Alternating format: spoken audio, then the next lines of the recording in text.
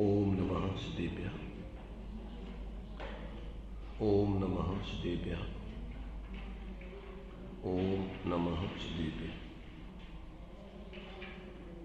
मंगलम भगवान वीरो मंगलम गौतमोमुनि मंगलम कुंद कुंदाद्यो जैन धर्मोस्तु मंगलम सर्वमंगल मांगल्यम सर्वकल्याणकारकं प्रधानं सर्वधर्माणां जैनं जयतु शासनं जैनं जयतु शासनं वन्दितु सर्वसिद्धे दुर्विमचलमनोभवङ्गदिं पत्ते मोक्षामि समय पाहु विमो सुविकेवलीभविदम्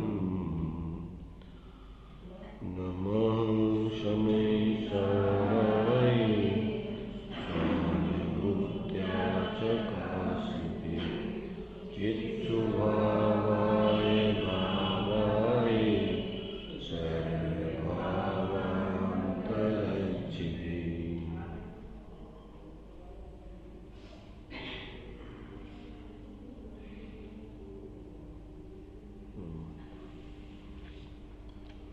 अभी अपना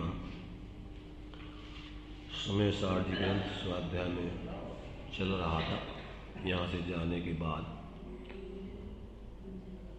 सुबह के स्वाध्याय में तो जो लोग सुन रहे थे सबका विचार है कि इसी को थोड़े आगे बढ़ाया जाए ताकि सब लोगों को जो अभी तक विषय चला है उससे जुड़ा हुआ विषय जो आचार्य कुंद देव ने इस ग्रंथ में प्रतिज्ञा की थी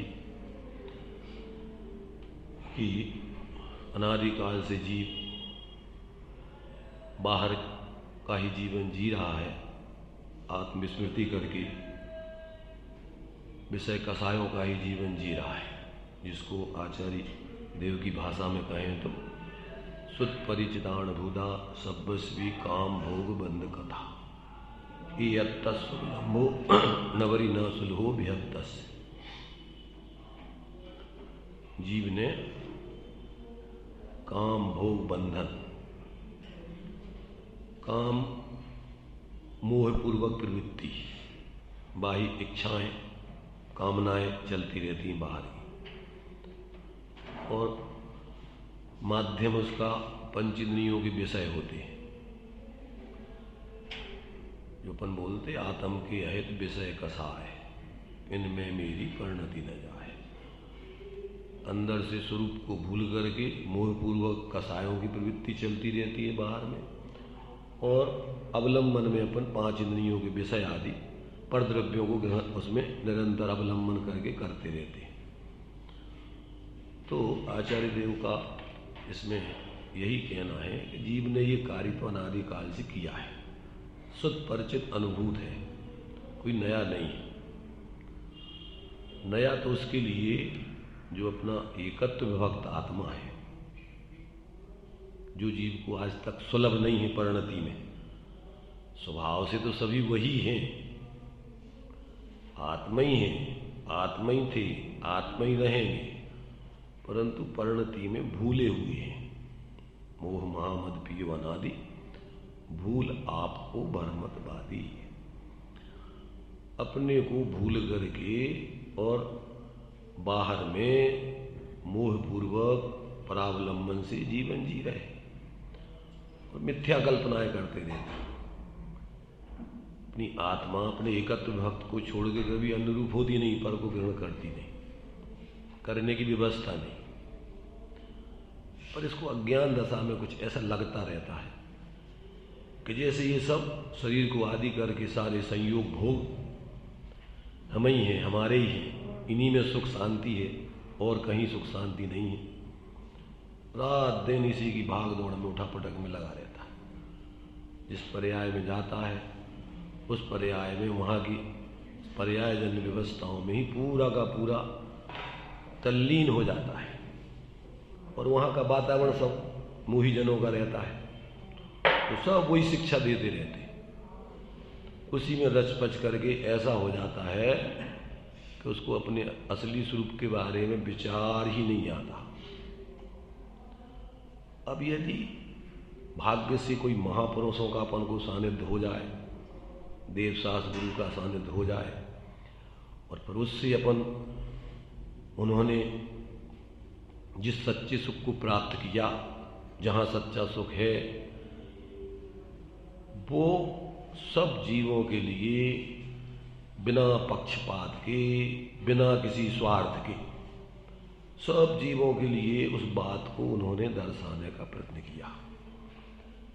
जो इसमें पढ़ते हैं कि सर्वहि अरहंत ने विधि नष्ट की ने जिस विधि, सबको बताई वही विधि। सबको, कोई व्यक्ति नहीं, संप्रदाय नहीं, पक्षपात नहीं, जाति नहीं, पाति नहीं, देश नहीं, भेष नहीं, यहाँ कोई अंतर नहीं है, क्योंकि अंदर से सब जीव एक जैसे स्वभाव वाले हैं।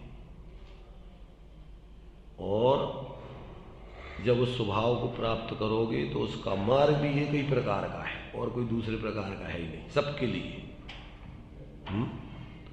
मोक्ष का मार्ग कितने प्रकार का है? एक हुई त्रयी काल में परमार्थ को पंथ, और प्रेरे जो उस परमार्थ को, साधे जो उस परमार्थ को, वही व्यवहार संबंध। जिस व्यवहार से उस परमार्थ मोक्ष मार्ग की सिद्धि हो जाए, वही व्यवहार अपने लिए धर्म का व्यवहार कहलाता है। वो पूर्वचर, सहचर और स्वयं वो व्यवहार उस परमार्थमय। देखो, जो शुद्ध परिणति है वो भी व्यवहार है, तो वो तो अपने उस परमार्थमय रहता है, उससे ही तन्मय होकर के परिवर्तन चलता है। पर उसको जब तक पूर्ण प्राप्त नहीं करते, अथवा उसको जब तक पाया नहीं, समझा नहीं जीवों ने, तो उसके पूर्व में जो अपन को ये व्यवहार है, कौन सा? जो अपन 6 डाला पढ़ते हैं, अब व्यवहार मोक्ष मग सुनिए, हेतु नियत का हुई। उसी एकत्र विभक्त को समझाने के लिए व्यवहार माने भेद करके, संयोग आदि की तरफ से कथन करके उसी को समझाना। जो इसमें बताया ना 8वीं गाथा में, जब परमार्थ ही एक अपने लिए कल्याणकारी है, तो व्यवहार काय के लिए अपन जो है शास्त्रों में लिखते फिर व्यवहार का निरूपण क्यों किया आचार्यों ने? उन्होंने क्या बताया कि जय नवी शक्य मणज्जम अणज भाषम मृणादुगाएदुम तह व्यवहारेण बिना परमत्वोपदेशेण मसक्कम। क्या अर्थ हुआ? जिस प्रकार दृष्टांत दिया कि अनार्य, मिलेच्छ अथवा अन्य भाषा का जानकार,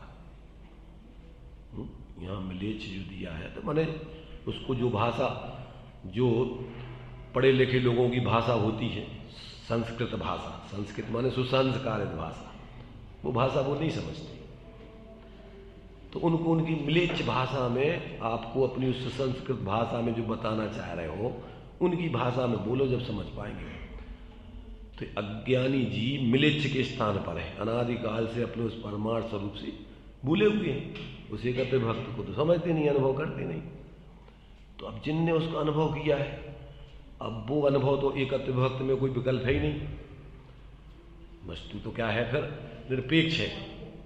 और उस निरपेक्ष वस्तु को अनुभव कराने के लिए सापेक्षता से सारे कथन किए जाएंगे, गुण भेद करके, पर्याय भेद आदि करके, अभेद वस्तु को भेद करके समझाएंगे, अथवा संयोग आदि की तरफ से समझाएंगे। जिन संयोगों में जीव रह रहा है, जिन संयोगी भावों में रह रहा है, जो वस्तु में क्या है ऐसा सद्भुत व्यवहार आदि है, तो उसको उसके माध्यम से उस अभेद वस्तु को समझाएंगे।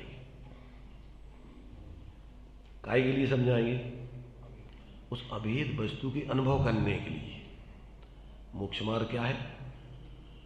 अनुभव चिंता मणिरतन, अनुभव है रसकूप, अनुभव मार्ग मोक्ष को, और अनुभव मोक्ष। उसी अभेद आत्मा का अवलंबन प्रारंभ हो जाए, वही मार्ग है, और उसी में पूर्ण लीन हो जाओ, वही मोक्ष मंजिल है। मार्ग और मंजिल कोई अलग अलग नहीं है। स्वाश्रय से ही मोक्ष का मार्ग प्रारंभ होता है और स्वाश्रय में ही पूर्ण हो जाता है। तो अब ये जो है, जब तक जीव को समझ में नहीं आता तब तक वो धर्म के नाम पर दुनिया के क्या करता रहता है, उलझा रहता है। सांप्रदायिक बुद्धि धारण करके पक्षपातों में, आपस में लड़ाई झगड़े में, मेरे तेरे में, एक दूसरे के प्रति दुर्भाव करने में। सामान्य व्यक्ति एक दूसरे के प्रति उतने कसाय नहीं करते जितने धर्म के नाम पर सांप्रदायिक व्यक्ति करते हैं। सामान्य व्यक्ति तो जीव समझते हैं, जैसे मान लीजिए अपन कोई धर्म संप्रदाय वाले नहीं हो तो मनुष्य को देख के प्रेम आता है। मान लो अपन पर्याय दृष्टि से भी देखें तो सब मनुष्यों को देख करके जानवर जंगल में हो गए और अपन को सब जानवर ही जानवर दिख रहे हो, और कोई मनुष्य दिख जाए अपन को किसके प्रति प्रेम बढ़ेगा? अरे भैया मनुष्य अपना रहा है। तो मतलब ये है कि जब अपन कोई पक्षपात नहीं हुई तो सब काल्पनिक। देखो वस्तु स्वभाव धर्म है और सभी जीव स्वभाव से एक समान है। तो ये तो है नहीं है, जो निगोद में सो ही मुझ में सो ही मोक्ष मजा, निश्चय से भेद कछु भी नहीं। और भेद जितना भी है वो सब संसार है, परावलंबी है। स्वावलंबी मोक्ष मार्ग में भी कोई भेद नहीं है। जो मोक्ष मार्ग नहीं है वो उसमें भेद खड़े होते सब। भाई मोक्ष मार्ग भी कई प्रकार का है, सम्यक दर्शन ज्ञान चारित्राणी मोक्ष मार्ग, तो उसमें भी कोई भेद नहीं है। भेद है ये सब कसायों के, अज्ञान के, मोह के, ये पक्षपात इसमें खड़े होते हैं। तो जब तक व्यक्ति को ऐसा यथार्थ बोध नहीं होता तब तक प्रत्येक व्यक्ति सही धर्म को नहीं समझ के, नहीं अनुभव करके अपने को झूठा विशेष बताना चाहता है। जो व्यक्ति जहाँ है वो अपने को कुछ विशेष दिखाना चाहता है और उसके लिए वो अतिरिक्त कुछ ना कुछ करता रहता है, सहज जीवन नहीं जीता। अपन लोग जन्म से पैदा होते हैं, सब लोग एक समान पैदा होते हैं, नग्न, कुछ नहीं लेके आते, कोई विशेषता नहीं है। और जब यहाँ से जाते हैं सब भूल जाते हैं, सब छोड़ के जाना है, सब बिल्कुल अविशेष होके जाना पड़ता है। चाहे राजा हो चाहे रंग, सबको बिल्कुल उसी दशा में जाना पड़ता है। ये बीच में जो है बहुत विशेषताएं भी व्यक्ति खड़ी करता है। काय के लाने ये विशेषताएं काय के लिए करता खड़ी? हम कुछ तुमसे ज्यादा है, कुछ अतिरिक्त है, कुछ हम कुछ विशेष है। इसमें इसका सारा संसार खड़ा है। जब तक वो सामान्य अपने को नहीं, सामान्य को द्रव्य स्वभाव सामान्य है, एक रूप है, अभेद है, उसमें कोई विशेष है। अब पर्याय जब अपने उस सामान्य का अवलंबन लेती है तो पर्याय में भी सामान्यता आ जाती है, विशेषता खत्म हो जाती है। विशेषता माने जो बाहर की कसायों की विशेषताएं हैं, मोह की विशेषताएं, वो सब समाप्त होती जाती और एक रूपता परिणति में आती जाती है। तो क्या होता है फिर? जितने भी ज्ञानी होते हैं उन सभी ज्ञानियों का एक ही प्रकार का मार्ग है और उनमें कोई मत भिन्नता नहीं होती। सभी ज्ञानियों का एक मत होता है। क्या मत होता है? चिन्मूलक दृगधारी, अपन सब चैतन्य स्वरूप है, आनंदमय है। सभी जो भी उससे जुड़ जाते हैं उनकी परिणति में बस सब में यही एक स्थिति खड़ी होती, दूसरी नहीं होती। तो अब भी तो जो कर सब अनुभव कर रहे, सबको यही जानते कि ये भी वही कर रहा है, वो भी, अपन भी वही कर रहे हैं। तो अब इसमें क्या विशेषता रही? अपन को क्या विशेष बताना? और विशेष बताने में मद खड़े होते। अपन को जो 8 मद बतलाए है ना, वो सब अपने को भूल करके विशेष बताने के हैं, ये सब भी। और मद माने क्या है? मद माने नशा, मदभूत आना नशा, मोह महामद। ये नशा के दंभ के भाव, नशे के भाव, मतलब व्यक्ति के जीवन में सहजता नहीं रहती, वो असहज हो जाता है, स्वाभाविक व्यवहार नहीं करता, एक दूसरे से कुछ ना कुछ अतिरिक्त बताना चाहता है। धर्म का व्यवहार तो एक स्वाश्रय धर्म है, और बाकी सब धर्म नहीं है, भरम है। और जब धर्म ग्रहण हो जाता है तो व्यवहार में उसके बहुत ही संतुलन आ जाता है। अन्य किसी जीव के प्रति दुर्भाव तो करने का सवाल ही नहीं। यहाँ खड़ा है, हमारे निमित्त से किसी को कोई तकलीफ नहीं हो जाए। एक इंद्रिय आदि जीव हो, सब जीव सबको अपने समान देखता है स्वभाव से। तो अब किसी को अपने द्वारा कोई तकलीफ हो ऐसा व्यवहार वो करते ही नहीं है, न बोलता है, न सोचता है, न कोई क्रिया करता है। सटकाय जीवनम अननते सब विद दरव हिंसा टरी, और भावादि भाव रागादि भाव निवारते भावित न हिंसा अवतरी। उसका सारा प्रवर्तन छह काय के जीवों को कोई तकलीफ ना हो, मन से, वचन से, काय से। व्यवहार परमार्थ में तो कोई विकल्प है ही नहीं है, तो उसमें तो स्वाश्रय से अतीन्द्रिय आनंद भोग रहा है।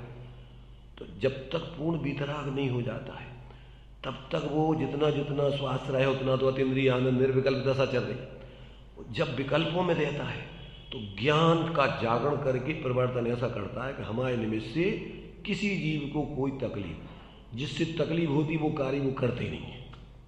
मुनि आज बिहार कर रहे कहीं और वहाँ सामने मान लीजिए धूप घास है, नहीं जाएंगे क्योंकि उनका कोई और तो काम ही नहीं है, ये कहीं तो काम है वितराग होने का, तो वो वहाँ जाएंगे नहीं, वो काम करेंगे नहीं। ऐसे यहाँ पर भी जितने व्यवहार के काम हैं, अगर हमारी उस प्रवृत्ति से कोई तकलीफ हो रही वो बोलेगा ही नहीं, चुप रहेगा, वो प्रवृत्ति करेगा ही नहीं, शांत रहेगा। समझाना है तो समता में, प्रेम से, आत्मीयता से कि भैया ये कोई दुश्मन नहीं है अपना, कोई विरोधी, जो भी अपने ही घर को है। अपने घर का मतलब धर्मात्मा व्यक्ति है, मन क्या समझता है?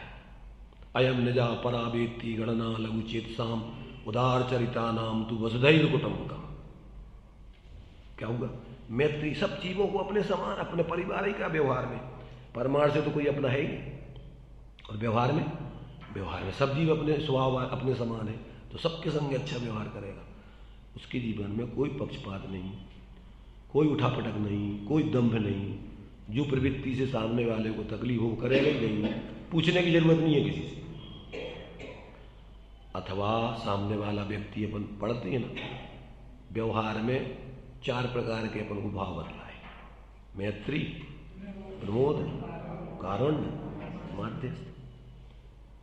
पहले तो अपन सबके प्रति स्वभाव से देखो तो सब अपने समान है, सबके प्रति मैत्री भाव, मित्रता का भाव, आत्मीयता का भाव।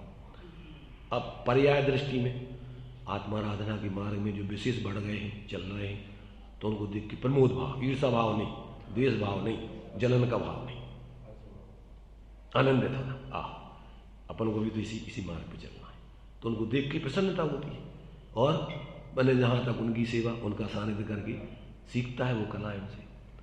तो ये बाहर में प्रवृत्ति उसकी होती है, अपने से विशेष गुणमानों के प्रति विशेष बहुमान, उनका सानिध्य आदि करना, रहे सदा सत्संग उन्हीं का। और जो मान लीजिए पाप के उदय में दुखी है, परेशान है, तो उनके प्रति करुणा का भाव, दया का भाव, संयोग का भाव, कि भैया एक अपना मित्र परेशान है, तो क्या करना, जितना हो सकता है उसकी परेशानी जैसे दूर हो वैसा उसके संग संयोग करना। तो ये जिनके पाप का उदय विशेष है, उनके प्रति अपन को करुणा का, दया का, उनके संयोग का भाव, मैत्री, प्रमोद, कारुण्य और माध्यस्थ। अब जिनकी तीव्र कसाएं चल रही हैं, विपरीत मार्ग पर चल रहे हैं, जो तीव्र मिथ्या दृष्टि है, गुरु को, देव को, धर्म आदि का सेवन कर रहे हैं और सांप्रदायिकता को धारण किए हुए हैं, अपने के अलावा किसी को अपने समान मानते नहीं हैं, अथवा अपने संप्रदाय वालों को ही श्रेष्ठ मानते हैं, बाकी सबको कूड़ा कर्कश मानते हैं, दुर्भाव रखते हैं। ऐसे व्यक्तियों के प्रति माध्यस्थ भाव, ना अच्छा ना बुरा, उनके बारे में बुरा भी नहीं सोचना, अच्छा तो सोचना, पर प्रवृत्ति में बाहर में अपन मध्यस्थ रहना, हट जाना, उनसे दूर हो जाना, उनसे अपने व्यवहार में संपर्क, भावना तो अच्छी रखना, द्वेष नहीं करना, पर फिर बाहर, क्योंकि अब वो उनके विचार मेल नहीं खाते, अगर संग रहोगे तो परिणाम बिगड़ेंगे, इसलिए उनसे मध्यस्थ होकर अपना रास्ता लगाना।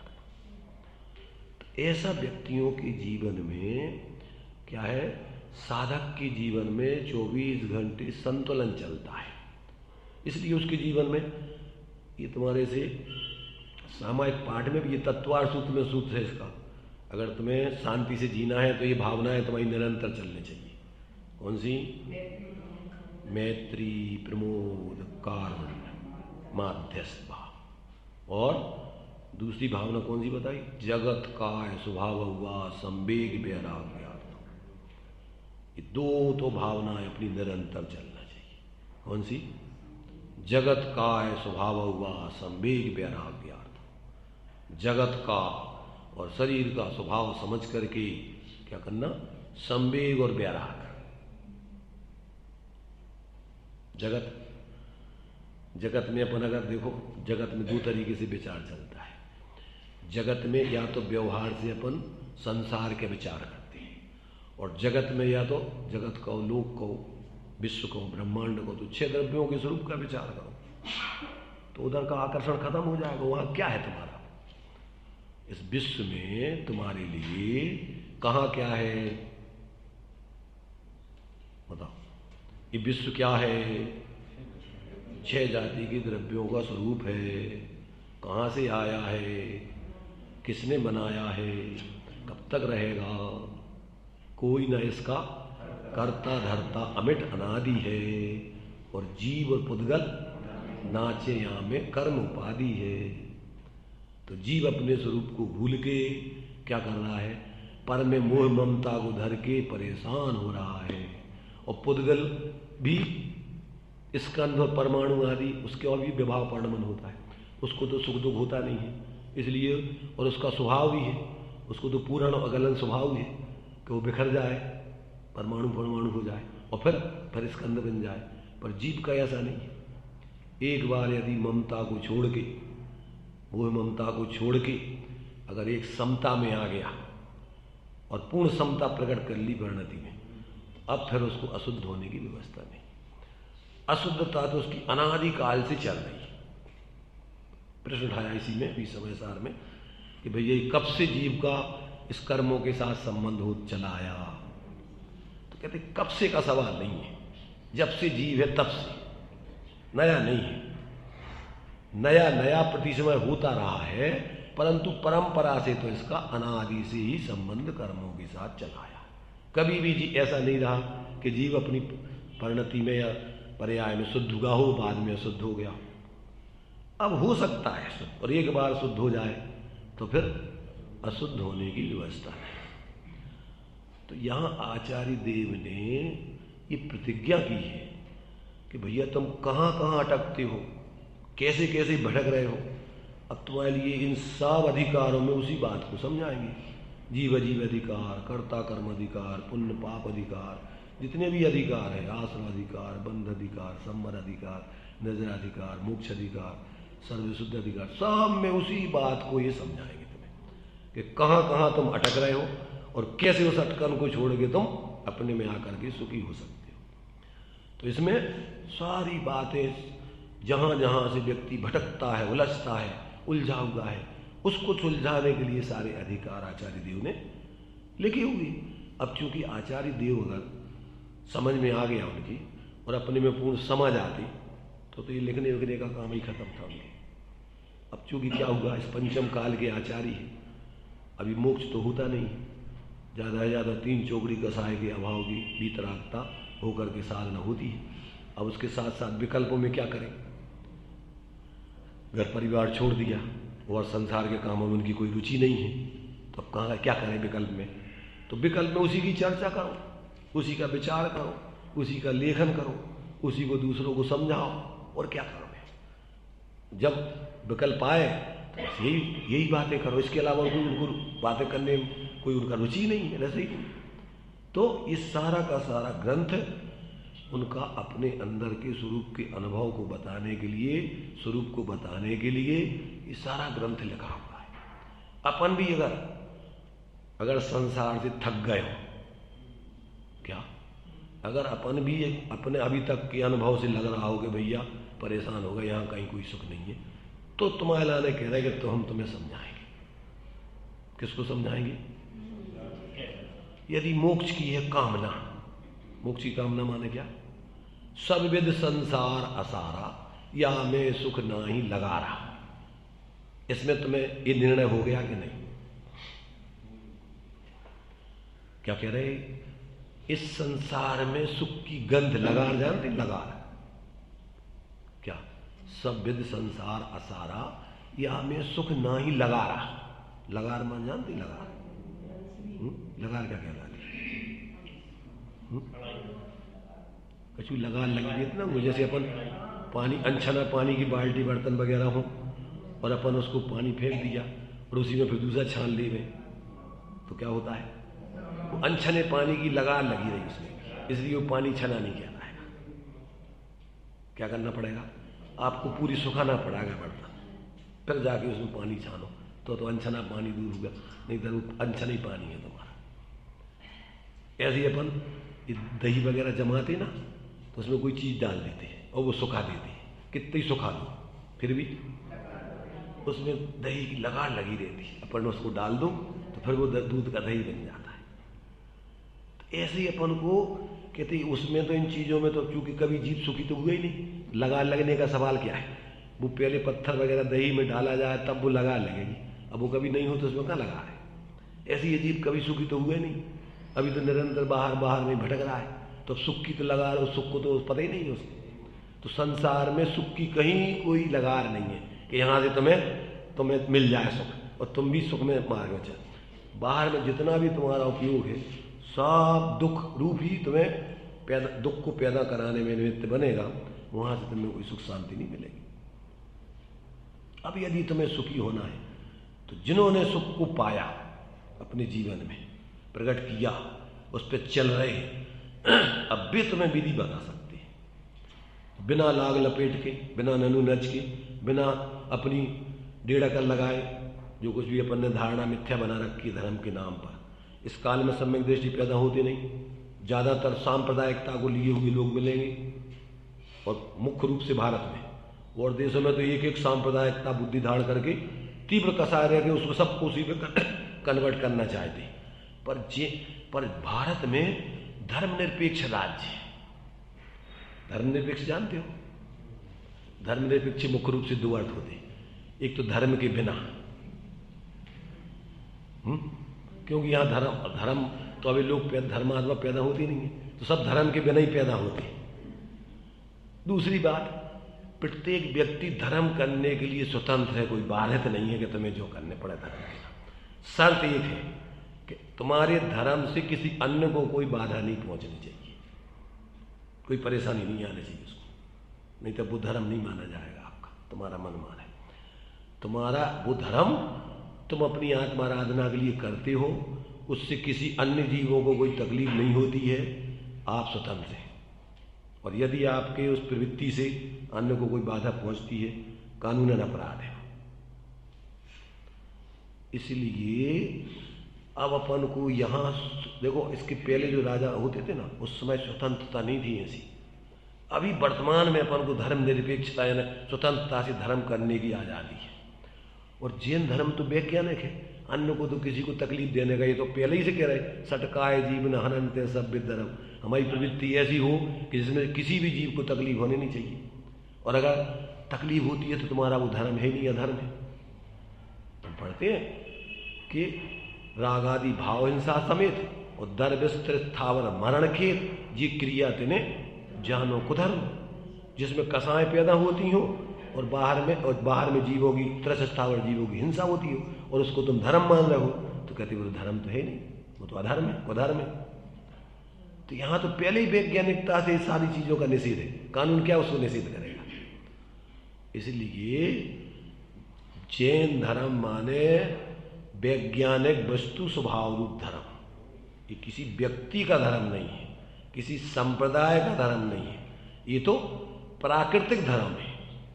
और जब हम ऐसे प्राकृतिक धर्म को समझ के जीते हैं तो हमारे इस धर्म से अपन तो आनंदित होते ही हैं, अन्य जीवों को भी इससे आनंद पाने की और आनंद में जीने की, और बाहर में भी उनको अपन संयोग आदि करने की माने उसमें व्यवस्था है व्यवहार, इसलिए अन्य जीवों को भी अपन संयोग करते हैं। व्यवहार से जो अपन बोलते ना, परस्परोपग्रह जीवाना, किसी का अहित करने का तो यहाँ कोई काम ही नहीं है। तो ये जब अपन ऐसे धर्म को समझ लेंगे अनुभव से, समझ पहले तो अपन आचार्यों ने, जिनने अपन को आचार्यों ने इस क्रम बताया ना कि आचार्य कहते हैं हमारे निज वैभव का जन्म जो हुआ है वो क्रम है उसका, उसी क्रम से सबका होगा। बिना सर्वज्ञ के कोई बता नहीं सकता वस्तु स्वरूप जितना सूक्ष्म और यथार्थ। इसलिए सबसे पहले तो आगम का सेवन होना चाहिए। आगम माने सर्वज्ञ से आया हुआ जो उपदेश है, भगवान सर्वज्ञ के माध्यम से बताया गया जो उपदेश है, आप्त के द्वारा कहे गए वचन, वो आगम कहलाते हैं। और आप्त मूल आप्त है सर्वज्ञ भगवान। मूल ग्रंथ करतारा सर्वज्ञ देवा, तदुत्तर ग्रंथ करतारा गणधर देवा, प्रति गणधर देवा, आगे फिर तदनुसार उन्हीं के आधार पर जो भी ज्ञानी धर्मात्मा होंगे वे सब उसका उपदेश देते हैं, उसको छोड़ के कोई नहीं देते। तो ये जो है ये धर्म किसी व्यक्ति का नहीं, किसी संप्रदाय का नहीं, किसी क्षेत्र विशेष का नहीं, किसी काल विशेष का नहीं, ये तो सार्वकालिक, सार्वजनीन, सार्वभौमिक सभी जीवों के लिए। जहां तहां तार वेखो, पार के वो तार वेखो, यही जिन वाणी। जहां तहां, जहां कहीं भी आपको अगर कल्याण करना है तो इसके अलावा कोई दूसरा उपाय न था, न है, न हो सकता है।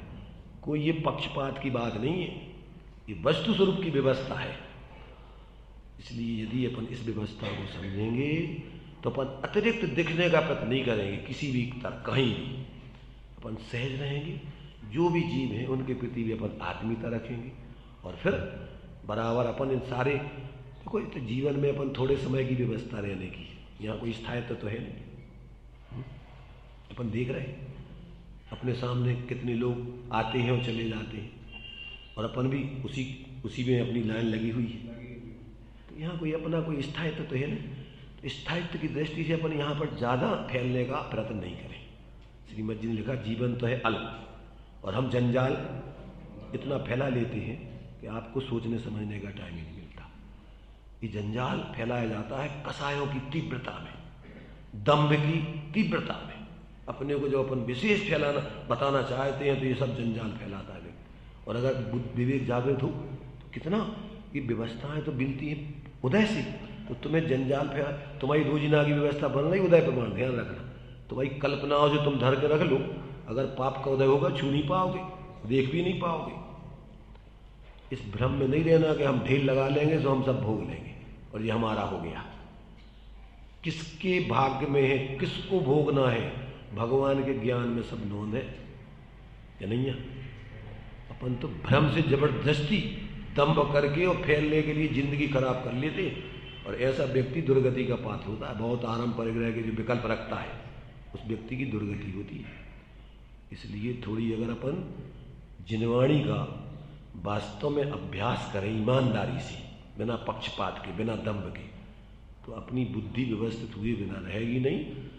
और शांति तो जब आएगी पर संतोषी जीवन जरूर प्रारंभ हो जाएगा। कौन सा जीवन? संतोषी। संतोषी जानते हो, संतोषी सदा सुखी। वो ज्यादा अपेक्षा नहीं रखता है, इतना कितना साईं इतना दीजिए जा में कुटुंब समाए और मैं भी भूखा ना रहूं, अतिथि ना भूखा जाए। बस इतनी भावना उसकी सामान्य रहती है कि अपन को ज्यादा कछु नहीं चाहे। और अलग से क्या दिखाना है, ज्यादातर तो दिखाने के लिए अपना खर्चा होता है। चाहे मकान हो, चाहे भोजन हो, चाहे कपड़े हो, जो भी हो, अपनी आवश्यकता के लिए इतना खर्चा नहीं करना। काय के लिए करना? दूसरों को विशेष अपन को बताने के लिए। ये जितने कपड़े डिजाइने हैं, जितने रंग बिरंगे हैं, ये सब ये तुम्हारे शरीर के लिए आवश्यक नहीं है। क्या जरूरत है तुम्हें? कपड़े की जरूरत है ठंड गर्मी की बाधा को दूर करने के लिए। पर डिजाइन, रंग, खर्चा काय में लगता है? सामान्य अगर कपड़े हो में तो कितना खर्चा होगा? और ऐसे अपन को सिंपल रहने के लिए अपन को जरूरत है मकान थोड़ी जितनी है उसको अपन ने बना लिया रहने को, कोई जरूरत नहीं है ज़्यादा। परंतु मकान थोड़ा दिखना चाहिए सबसे अतिरिक्त अपन को। सबसे ज़्यादा व्यक्ति का पाप होता है अनावश्यक कार्यों में। आवश्यक कार्यों के लिए इतने पाप करने की जरूरत नहीं है, और उसमें पाप की जरूरत ही नहीं है। विवेक पूर्वक जिएंगे तो अपन को कहाँ इतना आडंबर करना। परंतु प्रतिस्पर्धा में जीते हैं अपन, सबके सामने सबके साथ रहना है, मूर्खों की, ज्ञानियों के साथ नहीं। अगर ज्ञानियों के साथ रहना है तो अपन को ये सब आडंबर करने की जरूरत नहीं है। पर अपन तो किन के संग रहना चाहते? इन सब के साथ, संसारी जीवों के, मोही जीवों के साथ। और मोही जीवों के साथ रहना चाहोगे, दुर्दशा हुए बगैर रहेगी नहीं।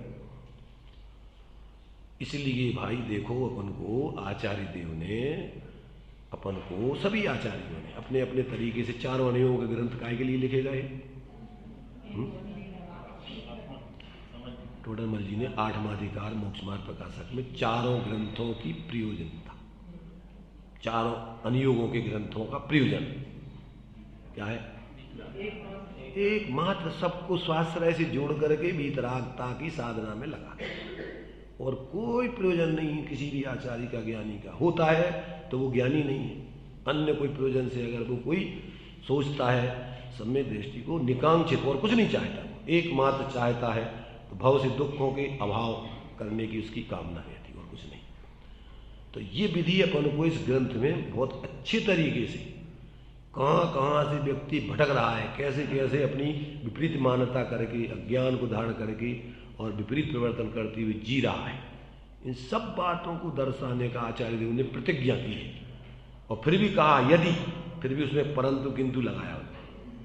जरूरी नहीं है कि हम दर्शा रहे सब देख ही लेंगे, हम दर्शा तो रहे हैं, परंतु क्या करें? अगर तुम देख लो तो, हमारे दिखाने मात्र से तुम देख लोगे ऐसा नहीं है। अगर ऐसा होता तो एक एक ज्ञानी सब 3 लोग के जीवों को दिखा देते।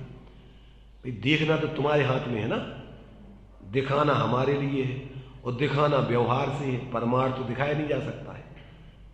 जैसे नाचार्य देव ने इसी समय सार की टीका में लिखा है कि समुसरण में भगवान कोई हथेली पर रख के आत्मा नहीं दिखाते तुम्हें, ऐसे दिखाते हैं, वे भी शब्दों से उपदेश दे के सुना समझाते हैं, और हम भी तुम्हें शब्दों से संकेत करके समझा रहे हैं। इसलिए ऐसा नहीं समझना अरे समोसर में होते तो अरे क्या आनंद आता, ऐसा नहीं है। अनंत बार समोसर में रहे होंगे अपन,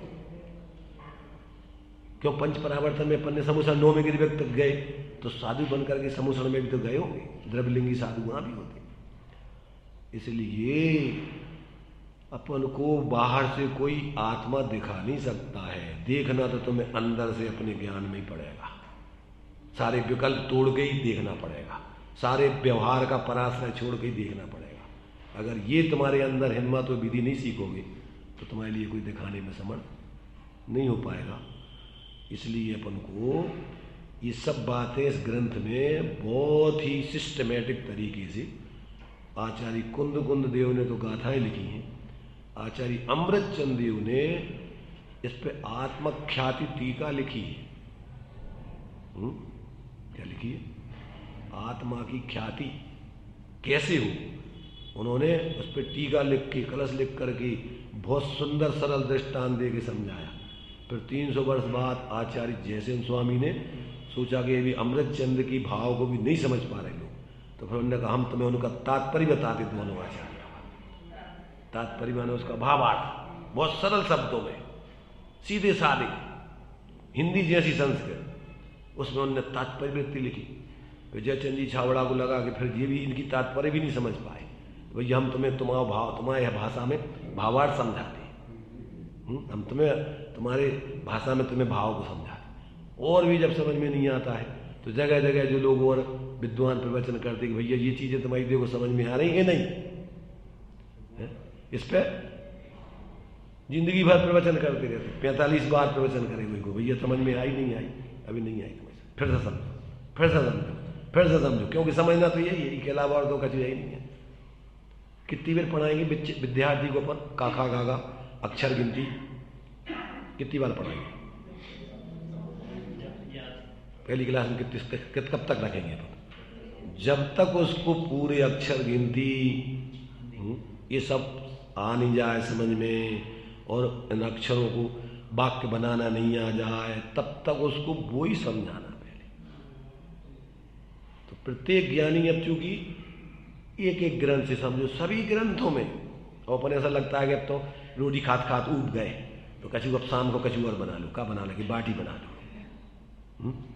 क्या बनाने वाला, इडली डोसा बना लो, कचू और बना लो, है क्या उनमें सब में चीज़ें तो बेही है, दाल भात बेही रोटी बेही सब अनाज बेही सब चीज़ें मिला के अब तुम आकार बदल दो उसके, ऐसे ही आचार्यों ने भी ग्रंथ प्रथमानुयोग के माध्यम से, चरणानुयोग के माध्यम से, कर्णानुयोग के माध्यम से, द्रव्यानुयोग, सब में तुम्हें क्या समझाया है? तुम्हें अपना वो एकत्र विभक्तार्थ में अपने स्वरूप से जोड़ने की विधि बताई।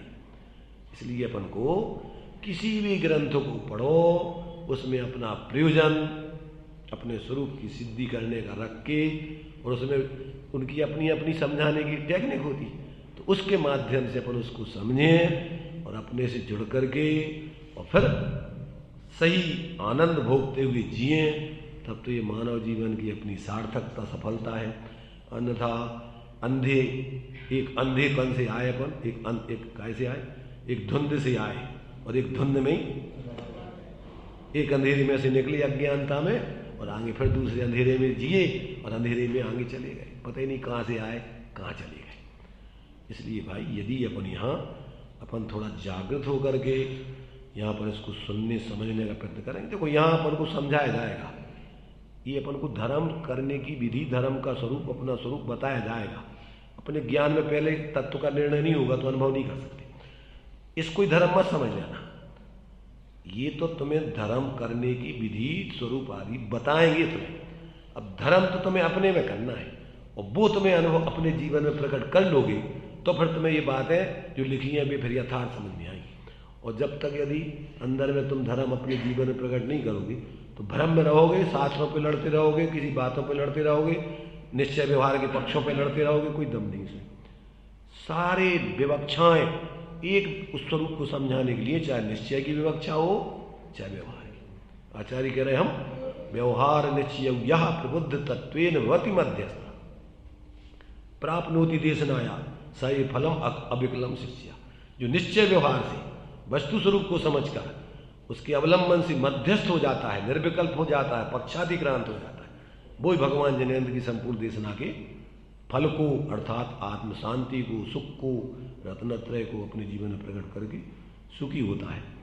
तो अब इन सब बातों को अपन इसमें अभी तक हमारे जो 97 गाथा तक की चर्चा हुई थी उसको थोड़ा शॉर्ट में अभी बता करके उसको, ये जो अपना विषय इसको आगे चलेगा उसके बारे में अपन क्रम से चर्चा करेंगे। सभी लोग देखो, एक वैसे तो एक एक गाथा आचार्यों की ऐसी है कि एक एक गाथा में ही आपको सब समझ में आ सकता है।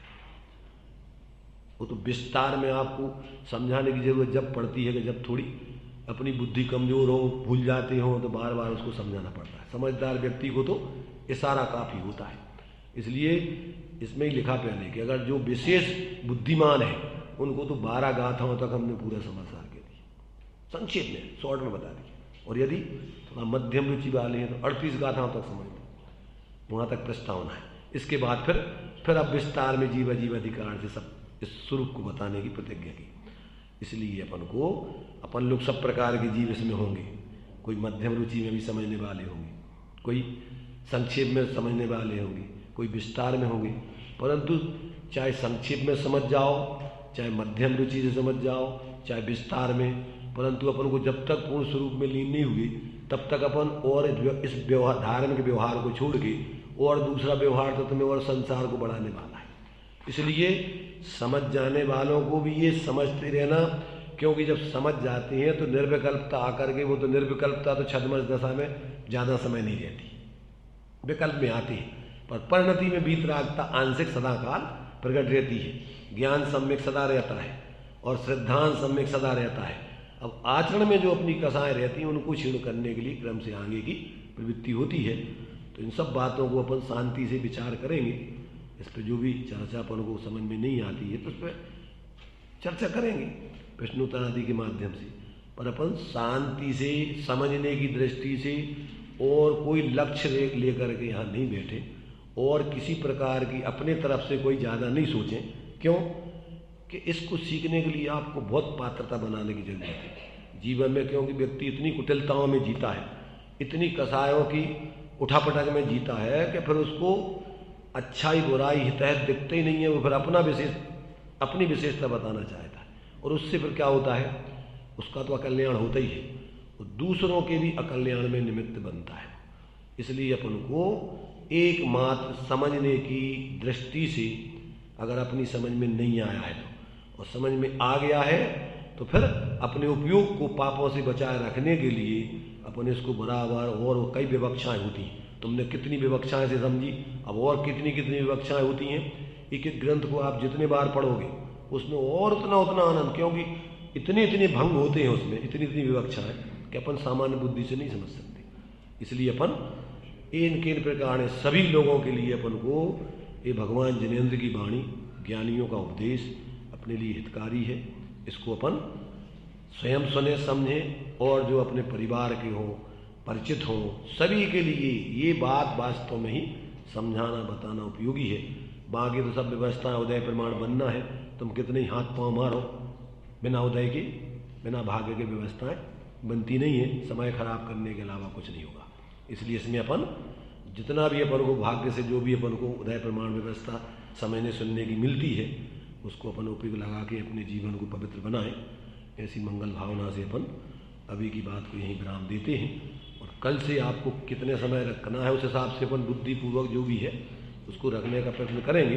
बाकी उदय प्रमाण जो व्यवस्था बनेगी उसमें अपन को किसी प्रकार से घबराना नहीं है और विकल्प नहीं करना है। इसको अभी, हाँ, इसको अपन बंद करके बाद में भी चर्चा कर ले। अभी जिनवाणी कर लेते, अभी 1 मिनट रुक जाओ। चलो एक जानकारी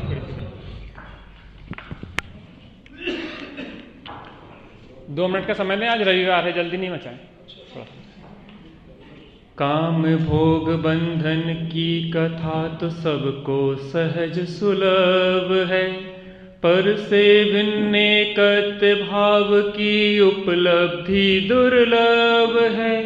काम भोग बंधन की कथा तो सबको सहज सुलभ है, पर से भिन्न कत भाव की उपलब्धि दुर्लभ है। दुर्लभ सहज सुलभ हो जाए हो, दुर्लभ सहज सुलभ हो जाए, ऐसा चमत्कार समय सार समय सार महाग्रंथ समय सार समय सार समय सार महाग्रंथ समय सार। ज्ञायक उसके लक्ष्य में आवे हो, ज्ञायक उसके लक्ष्य में आवे, ऐसा चमत्कार समय सार महाग्रंथ। महाभाग्य समय सार जी का वाचन आद्योपांत आदरणीय त्यागी सब के माध्यम से हमें प्राप्त हो रहा है। यद्यपि आपको कर्ता कर्म अधिकार गाथा 97 से यहाँ शुरू होगा तो आपको लगेगा कि इसके पहले का समय सार तो हमारा छूट जाएगा। नहीं, त्यागी साहब के 2 चैनल चल रहे हैं, एक यूट्यूब चैनल है, एक टेलीग्राम चैनल है, उसकी लिंक आपको भेज दी जाएगी, और पूरे प्रवचन समय सार के उस पर 200 दिन लगभग जो प्रवचन हुए हैं वो उस पर उपलब्ध हैं, आप उसको सुन सकते हैं क्रम से। इसके अलावा द्रव्य संग्रह के पूरे प्रवचन आपको उस पर उपलब्ध होंगे, और बहुत सारे 10 लक्षण पर्व और अनेक बहुत, समझ लो कि 3 टाइम 1.25 घंटे स्वाध्याय वहाँ पे होता था। देखो बरसात तो हो रही है, लेकिन पात्रता हमारे अंदर जितनी होगी हम उतना ग्रहण कर पाएंगे, इसलिए अपनी पात्रता हम बढ़ाएं। वहाँ के लोगों को लगभग 100 लोग रोते हुए छोड़ के आए हैं, और हम पे दोषारोपण था कि राहुल ले जा रहा है भोपाल। तो सब लोग नाराज, इन लोगों तक से इतने नाराज हुए कि लेने गए थे। तो हम लोगों को बहुत त्यागी साहब का आज लाभ मिल रहा है, और इसी तरीके से हम जितनी पवित्रता से पात्रता से लेंगे तो उतना ही लाभ मिलता रहेगा। कल से समय की जो चर्चा हो रही थी, तो विनीता बहन कह रही थी कि 9:15 से 10:15 का समय अनुकूल रहेगा। फिर आप लोगों को और कोई अगर उसमें परिवर्तन करना हो तो अपन कर सकते।